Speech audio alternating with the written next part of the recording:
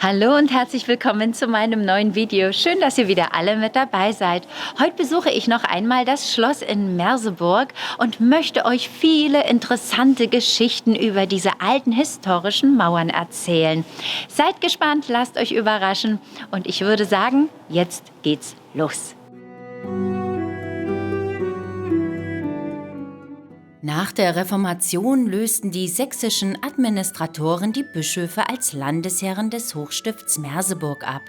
Die Neugestaltung des Merseburger Schlosses ist vor allem Herzog Johann Georg I. von Sachsen zu verdanken. Er ließ das alte Bischofsschloss erweitern, aufstocken, modernisieren und verschönern. Ein neues Figurenportal und der Schmuckerker entstanden.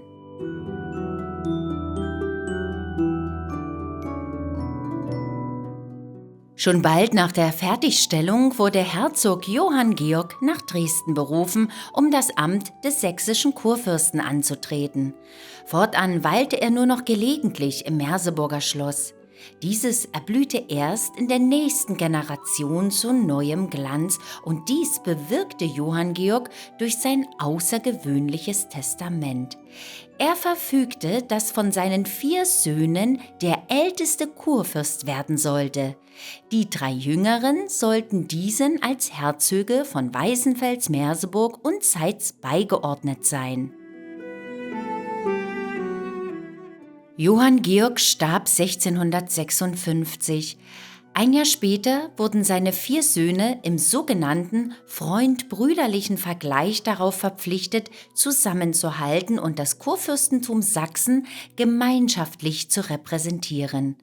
Damit begann in den 3 albertinischen Seitenlinien die sogenannte Herzogszeit.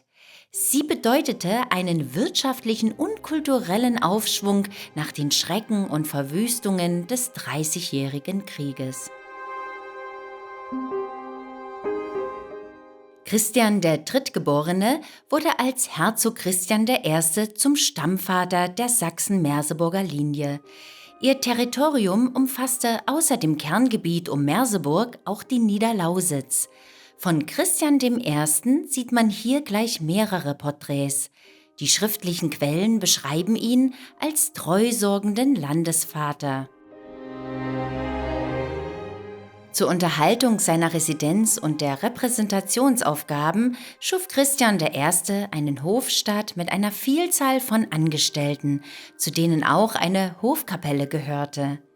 In Dresden erzogen, stand Christian unter dem Eindruck des Hofkapellmeisters Heinrich Schütz. Das Spielen von Saiteninstrumenten gehörte zum kursächsischen Fürstenhaus, ebenso das Jagen, Drechseln und ein vielfältiges Bildungsrepertoire. Herzog Christian I. legte unter anderem den Schlossgarten an und ließ den Dom, seine Hofkirche, barock ausstatten mit Altar, Taufbecken, Fürstengruft, Emporen und Orgelprospekt. Unter seinem Enkel Moritz Wilhelm zog höfischer Glanz in die Schlossräume ein. Vor allem in die Repräsentationsräume wie den großen Tafelsaal in der 2. Etage des Ostflügels und die daran anschließenden Räume seiner Gemahlin, der Herzogin Henriette Charlotte. Die Pracht gipfelte in einem Spiegelkabinett als südlichen Abschluss des Ostflügels, einer überaus kunstvollen und filigranen Raumgestaltung.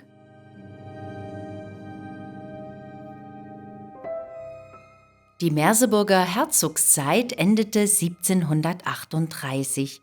Das erst im hohen Alter zur Regentschaft gekommene Herzogspaar Heinrich und Elisabeth war kinderlos verstorben. Alle Güter fielen zurück an Kursachsen. Das wertvolle Schlossinventar wurde nach Dresden gebracht, wie auch das hier ausgestellte rot gefasste Medaillenkabinett. Dieses Möbelstück gelangte jüngst aus Privatbesitz wieder zurück ins Merseburger Schloss.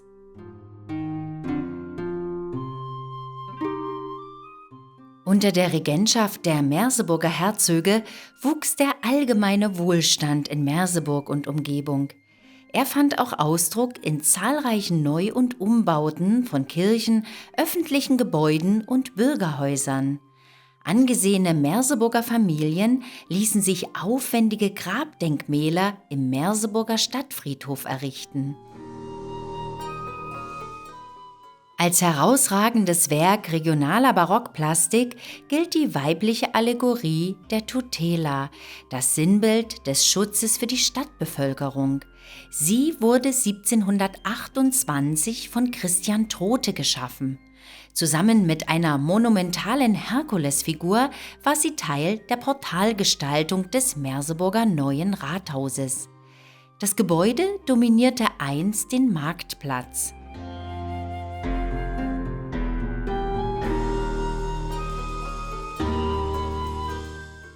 Ab 1815 gehörte Merseburg zu Preußen. Nach der Niederlage Napoleons musste sein Bündnispartner, das Königreich Sachsen, die Hälfte seines Territoriums an Preußen abtreten.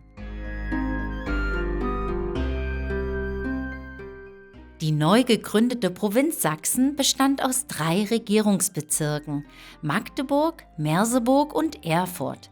Merseburg wurde ein Verwaltungszentrum und entwickelte sich rasch zur Beamtenstadt mit zahlreichen Behörden.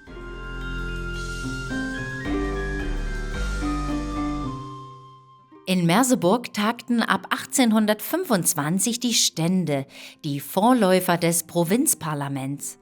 Durch den Wechsel zum Königreich Preußen erlangte auch das Militär in Merseburg eine gewisse Bedeutung.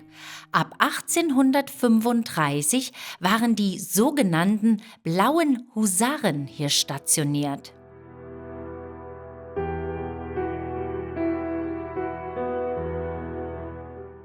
Die wirtschaftliche Entwicklung Merseburgs vom Ackerbauern zum Lohnarbeiter. Der Ausbau der Landstraße, der Chaussee nach Weißenfels und Halle erleichterte Merseburgs Anbindung an die neuen großen Straßen im Preußischen Reich. Auch die Eisenbahn setzte neue Impulse für das wirtschaftliche Leben.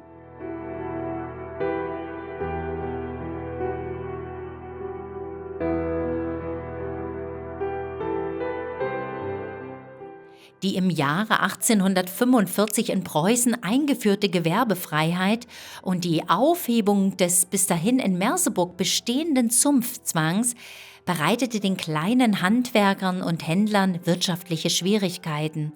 Sie dominierten das Stadtbild bis dahin und waren durch den Zusammenschluss in Zünften und Innungen in der Lage, Löhne, Preise und den Wettbewerb zu ihren Gunsten zu kontrollieren.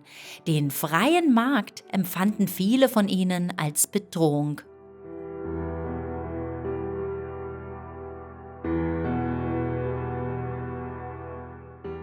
Ein weiteres Privileg der Stadt, das nur bestimmten Einwohnern zuteil wurde, entfiel seit dem Jahre 1853: die Verleihung des Bürgerrechts. Bürger Merseburgs konnte nun jeder werden, der in der Stadt ein Haus besaß oder mindestens 250 Taler im Jahr einnahm und entsprechende Abgaben zahlte. Fabrikanten beschäftigten jetzt ehemalige Landarbeiter und Tagelöhner als Lohnarbeiter, beispielsweise in der Gerberei oder in den Leimsiedereien. Die zugezogenen Landleute wurden nun zu Städtern. 1865 fand in Merseburg die Sächsisch-Thüringische Industrie- und Gewerbeausstellung statt, eine überregionale Leistungsschau von Werkstätten und Unternehmen. Neben den Industriellen stellten auch Merseburger Handwerker ihre Produkte aus, so Schmiedemeister Vogel einen Kinderschlitten, Büchsenmacher Matthias Zündnadelgewehre oder Orgelbauer Gerhard eine Kirchenorgel.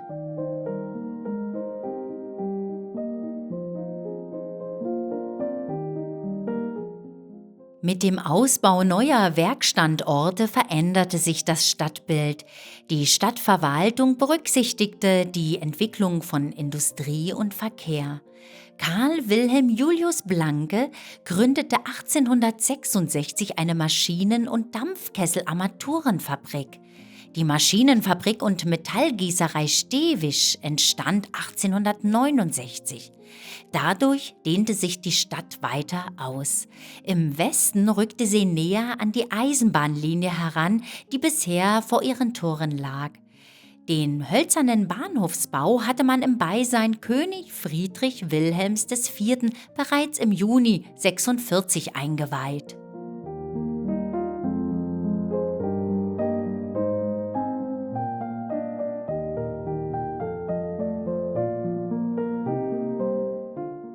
Hier betreten wir die Museumskneipe aus den 1950er Jahren. Sie besteht aus Einrichtungsgegenständen verschiedener Alt-Merseburger Gaststätten, wie sie hier um 1900 so oder so ähnlich in großer Anzahl existierten.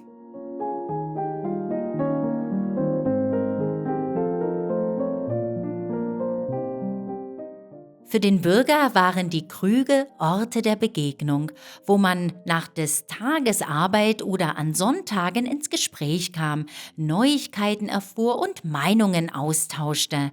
Dabei war der Besuch der Gaststätte vorerst ein rein männliches Phänomen. Für Frauen war der Wirtschaftsbesuch absolut unüblich. Hin gingen sie trotzdem, da damals eine Kneipe nicht nur eine Kneipe war. Einen zusätzlichen Verkauf hatten sie alle, ob Kolonialwarenladen oder Bäckerei, einige hatten auch Drogerieartikel im Angebot. Das Bier für 50 Pfennig, eine Mischung aus Stammgästen und reisenden Besuchern.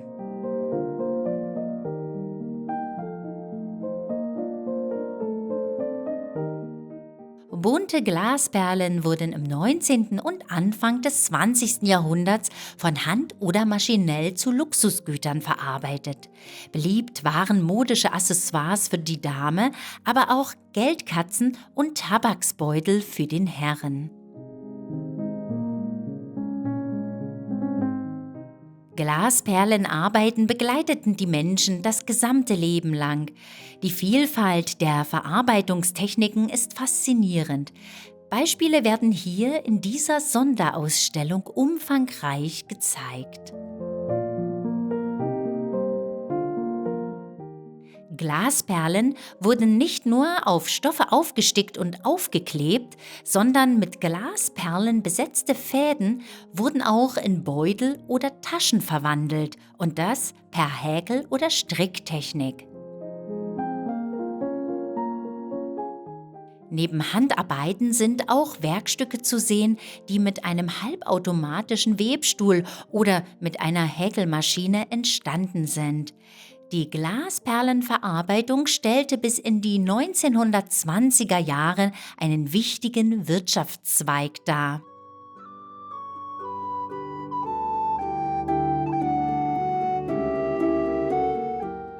Nun möchte ich mich ganz herzlich von euch verabschieden. Ihr habt ganz spannende Details über die Geschichte von Merseburg erfahren. Hat euch dieses Video gefallen, dann würde ich mich wieder sehr über einen Daumen hoch freuen. Und wollt ihr nie wieder ein wunderschönes Schlösser- und Burgenvideo verpassen, dann abonniert am besten gleich den Kanal. Ich sage dann schon einmal Tschüss und auf Wiedersehen. Bis zum nächsten Mal. Tschüss!